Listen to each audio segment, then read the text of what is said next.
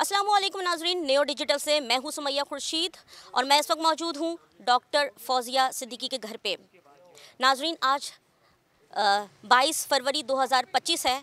अगर हम 22 साल पीछे जाएं, यानी कि 8000 दिन पीछे जाएं, तो है उस दिन 30 मार्च 2003। उस हवाले से और आज के हवाले से और उन 8000 दिनों के हवाले से हम डॉक्टर फौजिया सिद्दीकी से बात करेंगे। अस्सलाम वालेकुम मैम। डॉक्टर आफिया सिद्दीकी से आप मिलकर आई, क्या पाया, क्या देखा?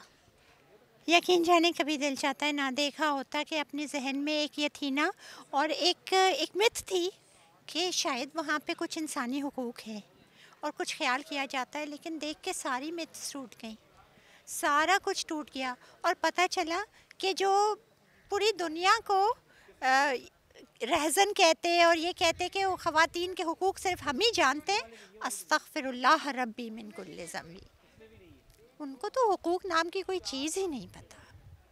जो हालत आफिया की थी वो बहुत ही दर्दनाक थी, बहुत ही दर्दनाक। उसकी जान अशद ख़तरे में है और अब जो सुनने में चीज़ें आ रही हैं और जो बाज़ गश्तें इस्लामाबाद में हो रही हैं वो तो इंतहाई दर्दनाक है। और 8000 दिन, तकरीबन 22 साल है।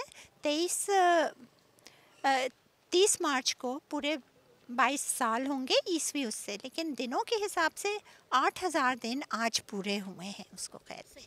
कहाँ आप देखें कि 600 दिन भी कोई गुजारे तो 300 दिन भी नहीं गुजारे जाते, 3 दिन नहीं गुजारे जाते कैद में। अच्छा मैम, जहाँ 8000 दिन डॉक्टर आफिया सिद्दीकी ने कैद में गुजारे, कैद तन्हाई में, तो वहीं अगर हम आपकी स्ट्रगल की बात करें तो वो 8000 दिन आपने भी एक कैद में ही गुजारे हैं, यहाँ से वहाँ अपीलें करते हुए। कहाँ कहाँ अपील की, और ये भी हमें बताएं, जब आप डॉक्टर आफिया सिद्दीकी से मिली, उन्होंने आपको देखा, तो उन्होंने आपको क्या बात कही, क्या बात आपकी उनसे हुई, क्या फ़ेस टू फेस आपकी उनसे बात हुई?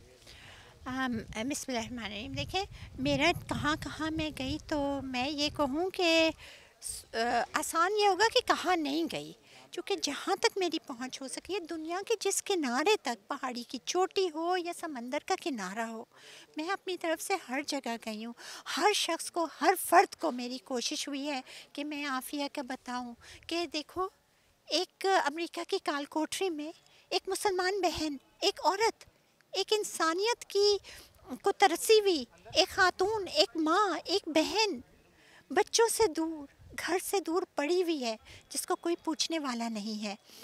और वो, लेकिन उन्होंने आपसे बात क्या की जब आपको देखा तो? देखिए, उसने हमारी बात जो थी वो आमने सामने ऐसे नहीं थी कि मैं उसे छू सकूं, या वो शीशे के पीछे से थी, तकरीबन 4 फीट के फासले पे, और एक प्लेक्सी ग्लास था, तो उससे ज़ाहिर क्लियर तो कुछ नज़र नहीं आता, लेकिन और फिर फ़ोन के ज़रिए से बात करने, तो मैंने तो उनसे कहा था कि अगर ऐसी स्क्रीन से बात करानी थी तो आप मुझे पाकिस्तान में बैठे हुए वीडियो लिंक से इतनी अच्छी साफ बात हो जाती है। उन्होंने क्या कहा, कौम को क्या पैगाम दिया, हुक्मरानों को क्या दिया, उसने आँखों में आंसू भरते हुए एक चीज़ कही थी कि काश, काश कि हमारे मुहाफ़िज़ हमारी हिफाजत करते, ना कि हमें ही दरगोर कर देते, ज़िंदा दरगोर कर देते। जब ये होगा तो, और हमारी कौम आखिर इसको क्यों सह रही है और क्यों खामोश है, वो मेरे पास उसका कोई जवाब नहीं जो था। बाइडन को भी आपने अपील की थी और वो तो चले गए, हालांकि उनके पास इख्तियार था कि वो उनको रिहाई दे सकते थे, अब ट्रंप हैं। कहाँ समझती हैं आप, कहाँ किस जगह से आप कमी समझती हैं कि हुई है कि वो रिहा ना हो सके? कमी तो 100%, इसमें इतनी सा भी शक है ना शुबा है। इस्लामाबाद से ये वही लोग हैं जिन्होंने आफिया को अगवा करके दिया है, उन्हीं के वेस्टेड इंटरेस्ट है, उन्हें आफिया से कोई वास्ता नहीं है, उन्हें अपने वेस्टेड इंटरेस्ट से है और वही रुकावट बने हैं। अगर वज़ीर आज़म ने लेटर लिख भी दिया था तो उसको आगे पहुंचाने में किसकी रुकावट थी, किसका हुक्म था, किसने वो किया? क्या बस कौम के आगे धूल और मट्टी झोंकनी थी? ये स्मोक एंड मिरर्स वाला गेम कब तक करेंगे? खुदा की कसम, एक आह जो है ना मज़लूम की, वो अर्श का पाया हिला देती है। यहाँ तो ऐसे आए हैं, फिर हम कहते हैं पाकिस्तान तरक्की में। कोई पूछे तो सही, बेटियों को बेचकर कभी तरक्कियाँ मिली हैं? बताएं। शिकवा एक्चुअली आपको किससे है और क्या अपील करेंगी आप? शिकवा अपनों से होता है, गैरों से नहीं होता। मुझे शिकवा अपनों से है, मुझे उनसे है जिनके पास ये पावर है कि वो आफिया को ला सकते हैं, लेकिन नहीं लाते, परवाह नहीं करते, ज़बानी कहते हैं हम तो सब कुछ करेंगे। अल्लाह ना करे उनकी कोई बहन हो, चुके कहते हैं हमारी बहन है, अल्लाह ना करे उनकी कोई बहन हो। मैं तो उनसे कहती हूँ अपनी बहनों की तरह ना करो, तुम अगर अपनी बहनों का ये करते हो इंसान की तरह ही कर लो। लेकिन अफसोस है और सद अफसोस है कि पूरी ताकत होते हुए दुनिया का कोई भी मुल्क हो ना, बिल्कुल छोटा सा छोटा और गरीब से गरीब, उसमें भी गैरत होती है। लेकिन आप तो बेगैरतों की तरह बैठे हैं, आपकी बेटी के सर से चादर उतारी जा रही है और आप मुस्कुरा रहे हैं और दावतें खा रहे हैं। कैसे हैं आप हमारे? कोर्ट ऑफ जस्टिस में भी आपने अपील की थी कि आफिया को यहाँ पर भेज दिया जाए, पाकिस्तान में अपनी कैद यहाँ पे गुजार लें, उस हवाले से। इंटरनेशनल कोर्ट ऑफ जस्टिस में तो मैंने अपील नहीं की, चूँकि इसमें ममालिक जाया करते हैं। हमारा मुल्क तो बेगैरतों की तरह बैठा है, वो तो जाने की पता नहीं क्या करता है, अल्लाह ही मालिक है, अल्लाह ही जानता है।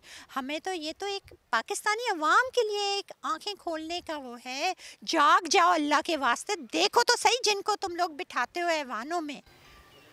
सही, बहुत बहुत शुक्रिया। हमारे पास डॉक्टर आफिया सिद्दीकी की बहन जो है डॉक्टर फौजिया सिद्दीकी थी, जो 8000 दिनों से इस जद्दोजहद में है कि उनकी बहन को रिहा कर दिया जाए। मैं आपको बताऊं कि 8000 दिन चूँकि मुकम्मल हो गए उनकी क़ैद को, तो यहाँ उनकी रिहाइश गाह पर 8000 दिए रोशन किए जा रहे हैं, इस उम्मीद के साथ, इन्हें उम्मीद का दिया कहा जा रहा है कि ये उम्मीद के दिए से दिए जो जलाए जा रहे हैं इस वक्त, इसमें काफ़ी बड़ी तादाद यहाँ के इलाका मकीन की और शहरियों की है, और वो इसी उम्मीद से ये दिए जला रहे हैं कि डॉक्टर आफिया सिद्दीकी जो है वो पाकिस्तान आ जाएं। और मैं आपको बताऊं कि डॉक्टर फौजिया सिद्दीकी का यही कहना है कि आफिया सिद्दीकी की रिहाई इस कौम पे, इस हुकूमत पर फ़र्ज़ भी है और कर्ज़ भी है। हमें देखने वाले अपने कमेंट्स में इस हवाले से ज़रूर बताएं, ज़रूर आगाह करें कि वो इस हवाले से क्या सोचते हैं। न्यू डिजिटल से मुझे सुमैया खुर्शीद को इजाज़त दें। अल्लाह हाफ़िज़।